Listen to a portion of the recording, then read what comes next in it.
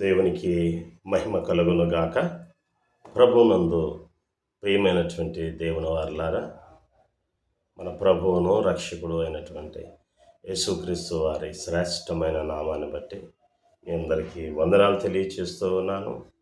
అలాగనే మీ అందరికీ కూడా క్రిస్మస్ శుభాకాంక్షలు తెలియచేస్తూ ఉన్నాను. నా ప్రియమైనటువంటి దేవుని వారలారా, ఈరోజు ఎంతో సంతోషముగా అందరూ ఆనందముతో గొప్పగా ఈ క్రిస్మస్ను జరుపుకుంటూ ఉంటారు. అయితే ఈ క్రిస్మస్కు సంబంధించినటువంటి దేవుని మాటలను ఈరోజు మనము పరిశీలన చేద్దాము. లూకాసు వార్త 2వ అధ్యాయము 8వ వచనం నుంచి 14వ వచనం వరకు చూసినట్లయితే ఇలాగున రాయబడింది. ఆ దేశములో కొందరు గొర్రెల కాపరులు పొలంలో ఉండి రాత్రివేళ తమ మందను కాచుకునుచుండగా ప్రభువు దూత వారి యొద్దకు వచ్చి నిలిచెను. ప్రభువు మహిమ వారి చుట్టూ ప్రకాశించినందున వారు మిక్కిలి భయపడిరి. అయితే ఆ దూత, భయపడకుడి, ఇదిగో ప్రజలందరికీ నీ కలగబోవు మహా సంతోషకరమైన సువార్తమానము నేను మీకు తెలియచేయుచున్నాను. దావీదు పట్టణమందు నేడు రక్షకుడు మీ కొరకు పుట్టి ఉన్నాడు. ఈయన ప్రభు అయిన యేసుక్రీస్తు. దానికిదే మీ కానవాలు. ఒక శిశువు పొత్తిగుడ్డలతో చుట్టబడి ఒక తొట్టిలో పండుకొని ఉండుట మీరు చూచెదరని వారితో చెప్పెను. వెంటనే పరలోక సైన్య సమూహమును ఆ దూతతో కూడా నుండి సర్వోన్నతమైన స్థలములలో దేవునికి మహిమయు, ఆయనకి ఇష్టులైన మనుషులకు భూమి మీద సమాధానము కలుగుగాక అని దేవుని స్తోత్రము చేయుచుండెను. ప్రియమైనటువంటి దేవుని వారలారా, దేవుని యొక్క మాటలను, దేవుని యొక్క వాక్య భాగాన్ని మనము పరిశీలన చేసినట్లయితే, ఇక్కడ చూసినట్లయితే ప్రభువు వారు ఒక వర్తమానాన్ని పంపించారు. ఎవరి ద్వారా పంపించారు అంటే, ప్రభువు యొక్క దూత వారి దగ్గరికి వచ్చింది. ఎవరి దగ్గరికి వచ్చింది అంటే, గొర్రెలు కాసేటటువంటి గొర్రెల కాపరుల వద్దకు ప్రభువు దూత వచ్చి నిలుచుని ఉన్నప్పుడు, ప్రభువు దూత నిలిచి ఉండడం వలన అక్కడ చూసినట్లయితే వారి చుట్టూ దేవుని యొక్క మహిమ, ప్రభువు యొక్క మహిమ ప్రకాశిస్తూ ఉన్నట్లుగా మనము చూడగలుగుతూ ఉన్నాం. నా ప్రియమైనటువంటి దేవుని వారలారా, ఆ యొక్క వెలుగును చూసి, ఎప్పుడూ చూడనంత వెలుగును చూసి గొర్రెల కాపరులు ఆశ్చర్యపోతూ ఉన్నారు, భయపడిపోతూ ఉన్నారు. ఏమి జరుగుతుందో, ఏమైపోయింది ఇక్కడనే ఆలోచన చేస్తూ ఉన్నటువంటి సమయంలో ఆ దూత వారితో అంటుంది, భయపడకుడి, ఇదిగో ప్రజలందరికీ నీ కలగబోవు మహా సంతోషకరమైన సువార్తమానము మీకు తెలియచేయుచున్నాను. మహా సంతోషకరమైనటువంటి సువార్తమానమును దేవుడు తన దూత ద్వారా చూసినట్లయితే గొర్రెల కాపరుల వద్దకు పంపించినట్లుగా మనం చూడగలుగుతూ ఉన్నాం. ఏమిటి ఆ మహా సంతోషకరమైనటువంటి సువార్తమానము? ఈ రోజున చూసినట్లయితే ప్రపంచంలో ఎక్కడ చూసినా కానీ క్రిస్మస్ వేడుకలు జరుగుతూ ఉన్నాయి. ఎంతో ఆర్భాటముగా చేస్తూ ఉన్నారు, ఎంతో కోలాహలముగా చేస్తూ ఉన్నారు. నా ప్రియమైనటువంటి దేవుని వారలారా, నిజమే, ఇది చాలా సంతోషకరమైనటువంటి సువార్తమానమే. అయితే ఈ సంతోషము దేనికి సంబంధించినది? ఈ యొక్క సువార్తమానము దేనికి సంబంధించినది? మనము ఎందుకు సంతోషపడాలి అనేటటువంటి విషయాలను మనము గమనించాలి. నా ప్రియమైనటువంటి వాళ్ళారా, క్రిస్మస్ అంటే పండగ చేసుకోవటం కాదు. క్రిస్మస్ దేవుడు మన హృదయములో ఆయన వచ్చి నివాసము చేసి మనము నూతనమైనటువంటి వ్యక్తులుగా మార్చబడాలి. మన గత జీవితము మార్చబడాలి. మన గతము ఎంత పాపమైనా సరే ఉన్నప్పటికీ కూడా మన జీవితము మార్చబడి క్రీస్తు మన హృదయాలలో జన్మించినప్పుడు, మన గృహాలలో ఆయన జన్మించినప్పుడు మన జీవితము ఒక నూతనమైనటువంటి జీవితముగా మార్చబడాలి. మన జీవితము నూతనముగా మార్చబడినప్పుడు మాత్రమే మనము క్రిస్మస్ ఆనందాన్ని అనుభవించగలము. నా ప్రియమైనటువంటి దేవుని వారలారా, ఈ లోకానుసారమైనటువంటి జీవితాన్ని జీవిస్తూ సంతోషముతో గడుపుతూ తినుచు త్రాగుచూ సంతోషిస్తే ఇది నిజమైనటువంటి క్రిస్మస్ కాదు అనేటటువంటి విషయాన్ని గుర్తుంచుకోండి. నా ప్రియమైనటువంటి వారలారా, దేవుని పేరు చెప్పి, దేవుని యొక్క జన్మదిన వేడుకల పేరు చెప్పి చేసేటటువంటి ఆడంబరాలు కానీ, గంతులు కానీ, ఇవన్నీ కూడా దేవుని నామాన్ని మహిమపరచవు అనేటటువంటి విషయాన్ని గమనించండి. మన జీవితంలో దేవుడు ఎప్పుడు ఉదయిస్తాడో, యాకోబులో నక్షత్రము ఉదయించినట్లు నీ జీవితంలో యేసుక్రీస్తు ఆయన రక్షకుడుగా జన్మించాలి. అలా జన్మించిన రోజే నిజమైనటువంటి క్రిస్మస్కు అర్థం ఉంటుంది. నా ప్రియమైనటువంటి వారలారా, గమనించండి, ఇక్కడ చూసినట్లయితే ప్రభువు దూత గొర్రెల కాపరులకు కనిపించినట్లుగా మనం చూడగలుగుతూ ఉన్నాం.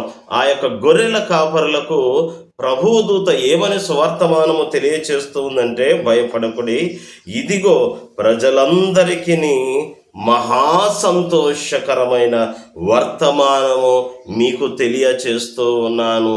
ప్రజలకు ఎప్పుడు సంతోషం కలుగుతూ ఉంది? కొంతమందికి ఆస్తిని సంపాదించినప్పుడు సంతోషం కలుగుతుంది.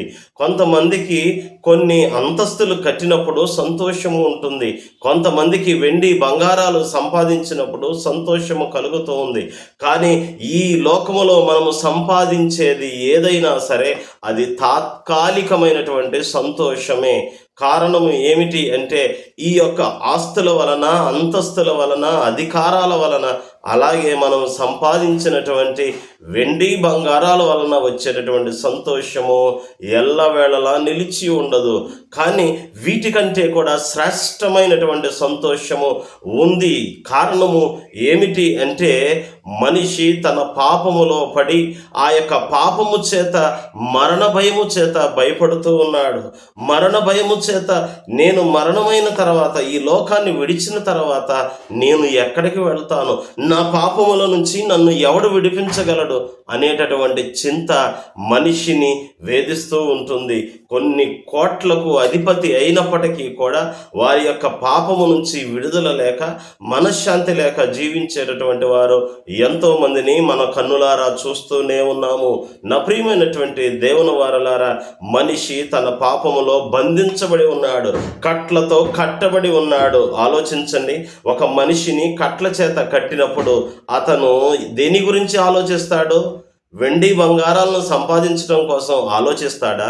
లేకపోతే ఆస్తులు సంపాదించడం కోసం చూస్తూ ఉంటాడా? లేక వేరే ఏదైనా సంపాదిద్దామని ఆలోచన చేస్తాడా?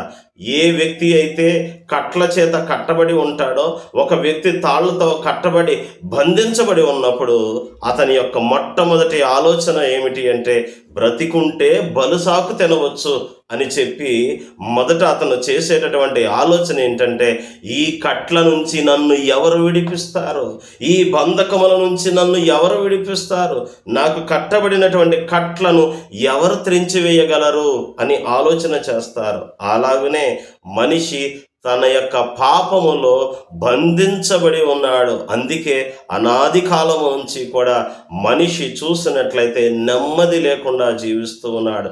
మనిషి ప్రశాంతత లేకుండా జీవిస్తూ ఉన్నాడు. కారణం ఏమిటి అంటే, మనిషి తాను చేసినటువంటి పాపము వలన, దేవుని ఆజ్ఞలను అతిక్రమించడం వలన మరణ భయమునకు లోనై ఉన్నాడు. మరణ శిక్షకు గురి అయి ఆ యొక్క ఆలోచనతో మనిషి కృంగిపోతూ ఉన్నాడు. అందుకని ఈ యొక్క వ్యక్తులకు సంతోషము ఎప్పుడు కలుగుతూ ఉంది అంటే, పాపముల నుంచి ఎవరైనా వారిని విడిపించగలిగినప్పుడు వారికి సంతోషము కలుగుతూ ఉంది. అందుకే యేసు ప్రభు వారు ఈ లోకములో జన్మించడానికి కారణం ఏమిటి అంటే, ఆయన మనందరము పండగ చేసుకొని గంతులు వేస్తామని కాదు, లేకపోతే క్రొత్త బట్టలతో, లేకపోతే రకరకాలైనటువంటి వంటకాలతో తిని త్రాగి సంతోషిస్తామని కాదు ఆయన జన్మించింది. ఆయన జన్మించినటువంటి కారణం ఏమిటి అంటే, ఆయన ఈ లోకములో శరీరమును ధరించుకొని రావడానికి కారణము ఏమిటి అంటే, మనందరలను పాపము నుంచి విడిపించి మనలను స్వతంత్రులుగా చేసి ఆయన రాజ్యములో చేర్చుకోవాలనేది ఆయన సంకల్పము. అందుకే మొదటి యోహాను పత్రికలో రాయబడుతుంది 3వ అధ్యాయము 5వ వచనము, పాపములను తీసివేయుటకై ఆయన ప్రత్యక్షమాయనని మీకు తెలియను. ఆయన ఎందుకు ప్రత్యక్షమయ్యాడు అంటే పాపములను తీసివేయుట కొరకు ప్రత్యక్షమయ్యాడు. నీ పాపమును నా పాపమును తీసివేసి మనలందరినీ కూడా తన వలె పరిశుద్ధులుగా మార్చడానికి దేవుడు ఈ లోకములో ప్రత్యక్షమయ్యాడు అనేటటువంటి విషయాన్ని గుర్తుంచుకోండి. అందుకే మన పాపములు తీసివేయబడుతున్నాయి కాబట్టి మనము సంతోషపడాలి. నా ప్రియమైనటువంటి వాళ్ళారా, ఈ విషయాన్ని అర్థం చేసుకోవడానికి మీకు ఒక ఉదాహరణ తెలియచేస్తాను. ఒకసారి ఒక తండ్రి ఒక కుమారుడు ఇరువురు కూడా వారు చూసినట్లయితే నడుచుకుంటూ వెళ్తూ ఉన్నప్పుడు కుమారుడు చూస్తూ ఉండగా ఒక శబ్దం వినిపించింది. ఏంటి ఈ శబ్దం అని ఆకాశం వైపు చూసినప్పుడు ఆకాశములో ఒక విమానము ఎగురుతూ ఉంది. ఆ కుమారుడు తండ్రిని అడుగుతూ ఉన్నాడంట, నాన్న, మనము ఆ విమానము ఎక్కాలి అంటే మనము అంత పెద్ద నిచ్చెన వేసుకొని ఎలా ఎక్కగలం? అంత పెద్ద నిచ్చెన ఎక్కడైనా దొరుకుతుందా అని అడిగాడంట. అయితే ఆ తండ్రి ఇలా సమాధానం ఇచ్చాడంట, నాయన, ఆ యొక్క విమానాన్ని మనం ఎక్కాలంటే మనకి అంత నిచ్చెన ఎక్కడా దొరకదు, అలాగే అంత నిచ్చెనను వేసుకొని మనము అక్కడికి ఎక్కలేము. కానీ ఆ యొక్క విమానమే మన కొరకు భూమి మీదకి దిగి వస్తుంది.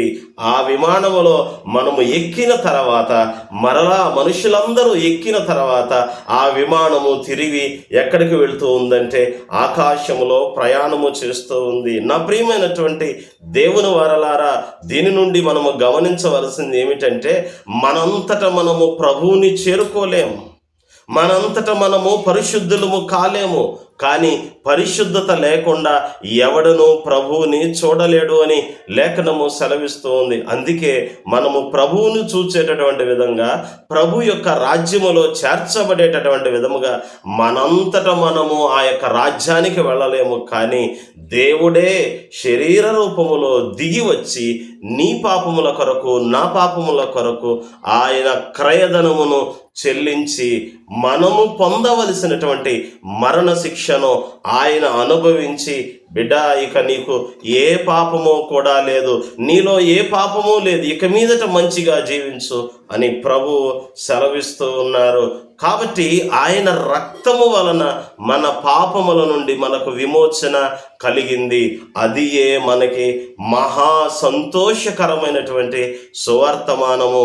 అందు నిమిత్తమే ఆయన ఈ లోకములో శరీరధారిగా జన్మించాడు అనేటటువంటి విషయాన్ని జ్ఞాపకము ఉంచుకోండి. నా ప్రియమైనటువంటి దేవుని వారలారా, క్రిస్మస్ అంటే ప్రభు మన హృదయములో జన్మించాలి, ప్రభు మన హృదయాన్ని నూతనముగా మార్చాలి, మనము నూతనమైనటువంటి వ్యక్తులుగా మార్చబడాలి, నూతనమైనటువంటి క్రియలు మన జీవితంలో కనపడాలి. నా ప్రియమైనటువంటి దేవుని వారలారా, ఈరోజు క్రిస్మస్ అనేటటువంటి పేరు చెప్పి, సెమీ క్రిస్మస్ అనేటటువంటి పేరు చెప్పి క్యారల్స్ చేసి మనము పాటలు పాడుకుంటూ వీధుల వెంబడి తిరిగినా సరే కూడా ఇది నిజమైనటువంటి సువార్త కాదు. నిజమైనటువంటి సువార్త అంటే ఏమిటి అంటే నీ జీవితము ద్వారా క్రీస్తును ఇతరులకు ప్రకటించాలి.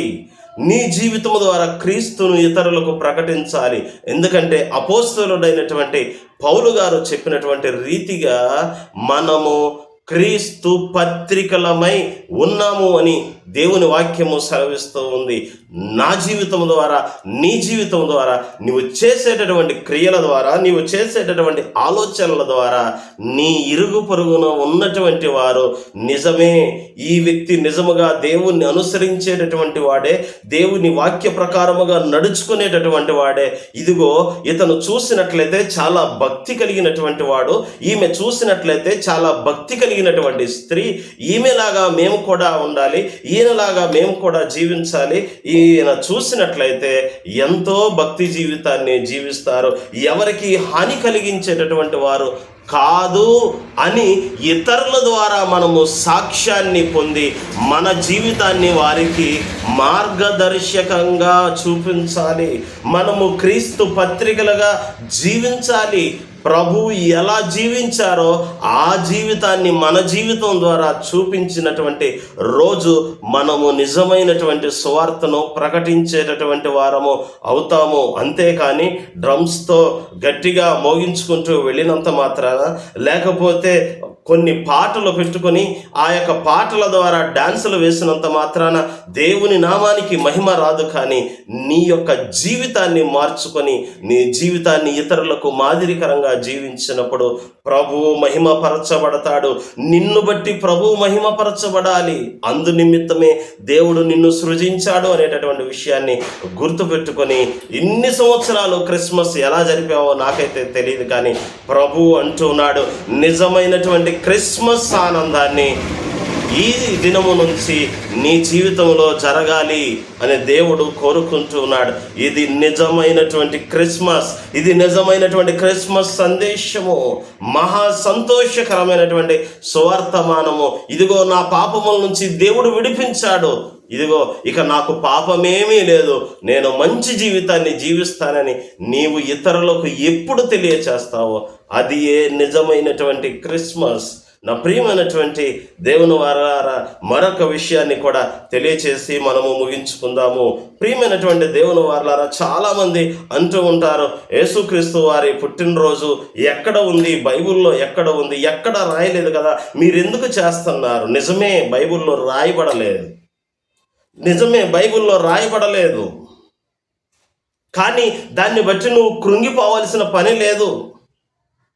దేవుణ్ణి స్తుతించడానికి, దేవుణ్ణి ఆరాధించడానికి, దేవుణ్ణి ఇతరులకు ప్రకటించడానికి ఇది ఒక మంచి సమయము, సందర్భము అనేటటువంటి విషయాన్ని గుర్తుంచుకో. అయితే ఈ విషయాన్ని గురించి ఎందుకు మీకు తెలియచేస్తూ ఉన్నాను అంటే, యేసుక్రీస్తు యొక్క జననము చూసినట్లయితే ఎక్కడా కూడా నమోదు కాలేదు. యేసుక్రీస్తు యొక్క పుట్టుక గురించి ఫలానా రోజున పుట్టారు అనేటటువంటిది ఎక్కడా కూడా ఆధారాలు లేవు. ఎక్కడా కూడా దేవుడు లిఖించలేదు, నమోదు చేయలేదు. కారణం ఏమిటి అంటే, ఒక మనిషి పుట్టినప్పుడు పలానా తేదీన పుట్టాడనే డేట్ ఆఫ్ బర్త్ సర్టిఫికెట్ ఇస్తారు. అలాగే ఆ మనిషి చనిపోయిన తర్వాత మరలా ఏమిస్తారు అంటే డెత్ సర్టిఫికేట్ ఇస్తారు. ఒక మనిషికి డేట్ ఆఫ్ బర్త్ సర్టిఫికేట్ ఉంటుంది, పుట్టినరోజు సర్టిఫికేట్ ఉంటుంది. అలాగే చూసినట్లయితే ఒక మనిషికి మరలా ఏముంటుంది అంటే మరణ ధృవీకరణ పత్రము ఉంటుంది, జననము ఉంటుంది, మరణము ఉంటుంది. ఆ యొక్క మనిషి యొక్క సమాధి రాయి మీద కూడా ఏమని రాస్తారు అంటే జననము, మరణము అని రాస్తారు. కానీ దేవుడు యేసుక్రీస్తు శరీరధారిగా వచ్చాడు. ఆయన మన పాపములను తీసివేయుట కొరకు ఈ భూమి మీద అవతరించాడే తప్పనిచ్చి ఆయన చూసినట్లయితే పుట్టుక లేనటువంటి వాడు. ఆయన ఒకవేళ ఆయన యొక్క జననము లిఖించబడి ఉంటే, ఆయన యొక్క పుట్టినరోజు లిఖించబడి ఉంటే, ఈ రోజున ఆయన కూడా మనలాంటి మానవుడిగానే ఉండేవాడు. ఎందుకని అంటే ఆయన పలానా సంవత్సరంలో పలానా తారీఖున పుట్టాడు అని అందరూ చెప్పుకుంటారు. ఆయనకు ఒక డేట్ ఆఫ్ బర్త్ సర్టిఫికెట్ ఎప్పుడైతే ఉంటుందో అప్పుడు అందరూ కూడా ఏం చేస్తారు అంటే ఈయన కూడా మనలాంటి మనిషే అని చెప్పుకుంటారు.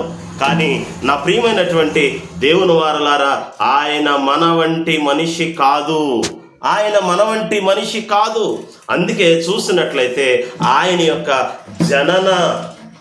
జననము లిఖించబడలేదు, ఆయన యొక్క జననము లిఖించబడలేదు. ఆయన ఒకరోజు పుట్టినటువంటి వాడు కాదు, ఆయన ఎప్పటి నుంచో ఉన్నవాడు. ఎప్పుడు అంటే తండ్రి అయినటువంటి దేవుడు ఎప్పుడు ఉన్నాడో, ఆత్మగా ఎప్పుడు ఉన్నాడో, ఆయన నోటి మాటగా అప్పటి నుంచి కూడా ఆయన ఉన్నటువంటి వాడు, ఆది నుంచి ఉన్నటువంటి వాడు. ఆయనకు జననము మరణము అనేది లేదు. అందుకే మనుషులందరి సమాధుల మీద కూడా వారి యొక్క మరణ తేదీ రాయబడి ఉంటుంది. కానీ దేవుని యొక్క దేవుణ్ణి ఏ సమాధిలోనైతే సమాధి చేశారో ఆ సమాధి మీద ఏమని రాయబడి ఉందంటే ఆయన ఇక్కడ లేడు అని రాయబడి ఉంది. నా ప్రియమైనటువంటి దేవుని వారలారా, మనలాంటి మనిషి అయితే ఆయనకి ఒక జనన పత్రము ఉండేది, డేట్ ఆఫ్ బర్త్ సర్టిఫికేట్ ఉండేది. కానీ దేవుడు వాటిని లిఖించలేదు. కారణం ఏమిటంటే కాలమే లేనప్పుడు ఉన్నటువంటి వాడు ఆయనకి డేట్ ఆఫ్ బర్త్ సర్టిఫికేట్ అవసరం లేదు. కాబట్టి నా ప్రియమైనటువంటి దేవుని వారలారా గమనించండి, దేవునికి ఇదిగో పుట్టినరోజు ఫలానా తేదీ అని లేదు అని ఎవరైనా మీరు అన్నట్లయితే ఏమీ బాధపడమాకండి. కానీ వారికి చెప్పండి, దేవుడికి పుట్టిన తేదీ అనేది అవసరం లేదు. దేవునికి పుట్టిన తేదీ ఉండదు. దేవుడు ఈ లోకములో జన్మించడం అనేది ఆయన మన పాపములను తీసివేయడానికి శరీరధారిగా వచ్చాడే తప్పనిచ్చి మనలాంటి మనిషిగా ఆయన జన్మించలేదు. కాబట్టి ఆయనకు డేట్ ఆఫ్ బర్త్ సర్టిఫికెట్స్ ఉండవు అని సంతోషముతో చెప్పండి, ధైర్యముగా చెప్పండి. ఆయన దేవుడు, అందుకే ఆయనకి డేట్ ఆఫ్ బర్త్ సర్టిఫికేట్స్ ఉండవు అని చెప్పండి. నా ప్రియమైనటువంటి దేవుని వారలారా, ఇది ఒక అద్భుతమైనటువంటి విషయము, మానవ మేధస్సుకు అందనటువంటి ఒక విషయము. ఆయన ఎప్పటి నుంచో ఉన్నాడు, ఆది నుంచి ఉన్నటువంటి వాడు. ఆయన పుట్టినరోజు ఒకవేళ రాసి ఉంటే ఈయన ఫలానా టైంలో పుట్టాడు, ఫలానా తేదీన పుట్టాడు, ఫలానా సంవత్సరం నుంచి పుట్టాడు కాబట్టి దాని ముందు ఆయన లేడు అని వాదించేవాళ్ళు. కానీ అలా వాదించకుండా దేవుడు చేసిన ఏర్పాటే ఆయన ఈ లోకములో అవతరించినటువంటి జన్మదినము పరిశుద్ధ గ్రంథములో లిఖించబడలేదనే విషయాన్ని, అనే సత్యాన్ని గ్రహించవలసిందిగా మీ అందరికీ మనవి చేస్తూ ఉన్నాను. అందుకే యేసు ప్రభువారు ఆయన శరీరధారిగా ఈ లోకములో జీవించినప్పుడు ఇశ్రాయేలీలతో చెప్తూ ఉన్నారు, యూదులతో చెప్తూ ఉన్నారు, ఇదిగో మీరు మూల పురుషుడని ఎవరి గురించి అయితే చెప్పుకుంటున్నారో, ఎవరైతే తండ్రి అని చెప్పుకుంటున్నారో ఆ అబ్రహాము నా దినము కొరకు ఎదురు చూచాడు. అబ్రహాము కంటే కూడా నేను ముందున్నటువంటి దేవుణ్ణి, ఇదిగో నా దినమును చూచి ఆ రోజున నన్ను చూచి అబ్రహాము సంతోషించెను అని రాయబడుతూ ఉంది. అప్పుడు వారు అంటారు, ఏమంటారంటే, నీకు ఇంకా నిండా 30 సంవత్సరాలు కూడా లేవు కదా, నీకు నిండా ఇన్ని సంవత్సరాలు కూడా నిండలేదు కదా, నీవు అబ్రహాము కంటే ముందున్నటువంటి వాడవా అంటే, అవును, నేను అంతకంటే కూడా ముందు ఉన్నటువంటి దేవుడను అని ఆయన ప్రకటించుకున్నట్లుగా మనము చూడగలుగుతూ ఉన్నాం. నా ప్రియమైనటువంటి దేవుని వారలారా, ఆయన ఆది అంతమై ఉన్నాడు, ఆయనే ఫస్ట్, ఆయనే లాస్ట్. కాబట్టి ఆయనకి జన్మదిన ధృవీకరణ పత్రము అవసరము లేదు, ఆయన పుట్టినరోజు అవసరము లేదు. అయితే ప్రభువుని ఎప్పుడైతే నీ హృదయంలో రక్షకునిగా ఆయన్ని చేర్చుకుంటావో అది నీకు నిజమైనటువంటి క్రిస్మస్ దినము. దీని కొరకు ఒక ప్రత్యేకమైనటువంటి రోజు ఏర్పాటు చేసుకోనక్కర్లేదు. కానీ ఎంతో కాలము నుంచి ఈ యొక్క క్రిస్మస్ ఏర్పాటు చేసుకొని ఆరాధన చేస్తూ ఉన్నారు కాబట్టి దీన్ని తప్పు పట్టాల్సినటువంటి అవసరత లేదు. కానీ ఇది ఒక సందర్భము, దేనికి? దేవుణ్ణి ఆరాధించడానికి అని. ఇప్పటికైనా సరే ప్రభువుని నీ హృదయములోకి చేర్చుకొని, రక్షకునిగా చేర్చుకొని ఆయనను నువ్వు కలిగి ఉంటే దేవునితో పాటు యుగయుగములు నీవు సంతోషిస్తావు అనే విషయాన్ని, అనే సంతోషకరమైనటువంటి వర్తమానాన్ని ప్రభు ఈ సమయంలో నీకు తెలియచేస్తూ ఉన్నారు. ఈ వర్తమానం విన్నటువంటి నీవు దేవునిలోనికి నడిపించబడాలని, నిజమైనటువంటి దేవుణ్ణి తెలుసుకొని నిజమైనటువంటి క్రిస్మస్ ఆనందాన్ని అనుభవించాలని చెప్పి మీ అందరికీ కూడా మనవి చేస్తూ ఈ మాటలు ముగిస్తూ ఉన్నాను. దేవుడు ఈ మాటలు దీవించి ఆశీర్వదించును గాక. మరొకసారి మీ అందరికీ కూడా క్రిస్మస్ శుభాకాంక్షలు తెలియచేస్తూ ఉన్నాను. దేవుడు మిమ్ములను, మీ కుటుంబాలను దీవించి బహుగా ఆశీర్వదించాలని నా ప్రార్థన. Amen, amen, amen.